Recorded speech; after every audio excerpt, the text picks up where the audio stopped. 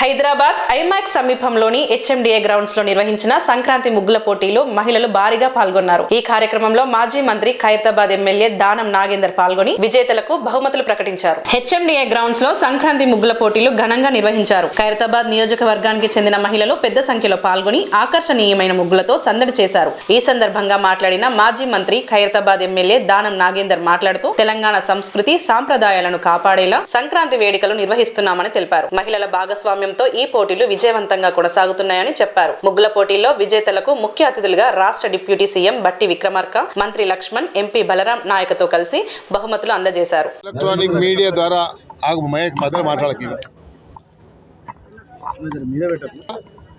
రాష్ట్ర వ్యాప్తంగా, దేశవ్యాప్తంగా, ఇతర రాష్ట్రాల్లో ఉన్నటువంటి తెలుగు వారందరికీ కూడా మీ ఎలక్ట్రానిక్ మీడియా ద్వారా నేను సంక్రాంతి శుభాకాంక్షలు తెలియజేసుకుంటూ, ఎంతో వైభవంగా మన ఆడపడుచులు ముగ్గులు వేసుకునేటువంటి సంస్కృతి సాంప్రదాయం, తరతరాలుగా వస్తున్నటువంటి సాంప్రదాయాన్ని మెల్లమెల్లగా అంతరించిపోతుందన్నటువంటి ఆవేదనతోని మేము బస్తీలలో మాత్రం ప్రతి సంవత్సరం వేడుకలు జరుపుకుంటాము.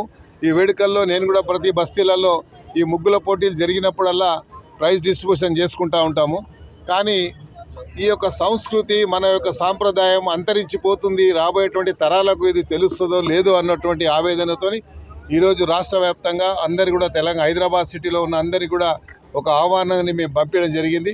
అందులో భాగంగా ఈరోజు చాలా పెద్ద ఎత్తున వచ్చి మళ్ళీ పార్టిసిపేట్ చేసినటువంటి వారికి నేను ధన్యవాదాలు తెలియజేసుకుంటూ, మొదటి ప్రైజ్గా 51,000, రెండో ప్రైజ్గా 21,000, మూడో ప్రైజ్గా 11,000, అదేవిధంగా 8 డిఫరెంట్ ప్రైజెస్ 5,000 రూపాయలు పెట్టాం. ప్రతి పార్టిసిపెంట్స్ కూడా ఎవరైతే ఎంతమంది అయితే భాగస్వాములు అయ్యారో అందరికి కూడా కన్సలేషన్ ప్రైజెస్ కూడా పెట్టడం జరిగింది. ఆ కన్సలేషన్ ప్రైజెస్ కూడా మరి అందరికి ఇస్తాం. ఇక్కడ వచ్చిన వారందరికీ కూడా ఇక్కడే భోజనాలు ఏర్పాటు చేయడం, మీ మీడియా సోదరులు కూడా ఇక్కడే భోజనం చేయండి దయచేసి. మళ్ళీ 14వ తేదీ నాడు ముఖ్యమంత్రి గారు కూడా ముఖ్య అతిథిగా పతంగులు ఎగరేయడానికి ముఖ్యమంత్రి గారు వస్తున్నారు కాబట్టి 14వ తేదీ నాడు ముఖ్యమంత్రి గారు ఆహ్వానించడం జరిగింది, ఇతర మంత్రులను ఆహ్వానించడం జరిగింది. అప్పుడు ఇక్కడ పతంగుల పండుగ అనేది కేవలం మేము హైదరాబాద్ సిటీలో మా అందరికీ ఏంది కల్చర్ అంటే పతంగుల పండుగ అంటే సంక్రాంతి అంటే పతంగుల పండుగ అని.